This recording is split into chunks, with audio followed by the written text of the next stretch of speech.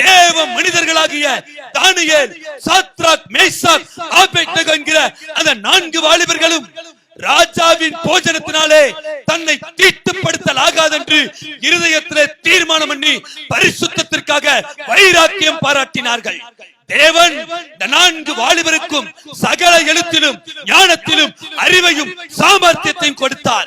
தானியேலுக்கு சகல சொப்பனங்களையும் தரிசனங்களையும் அறியத்தக்க அறிவுள்ளவனாக்கினார். நேபுகாத்நேச்சார் இந்த 4 வாலிபரையும் பார்க்கிறார்.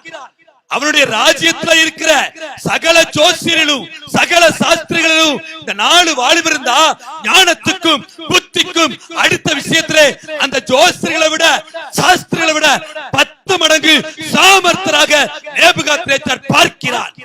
நம்முடைய தேசத்திலேயும் ஆளுகிறவர்கள், அதிகாரிகள், அநேக ஜனங்கள் மந்திரவாதிக்கு பின்னதாக, சாமியார்களுக்கு பின்னதாக, அதுவும் நிர்வாண சாமியாருக்கு பின்னதாக போய்கொண்டிருக்கிறார்கள்.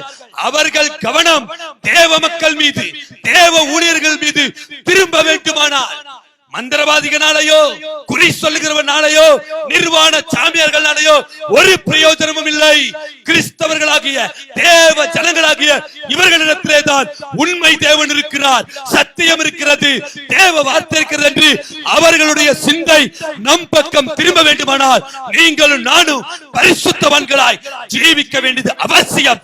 ஏனென்றால் பரிசுத்தவான்கள் தாங்க தேசத்திலே, ராஜ்யத்திலே பெரிய தாக்கத்தை, அசைவை ஏற்படுத்த முடியும். பரிசுத்தவான்களை ஜீவிக்க வேண்டும்.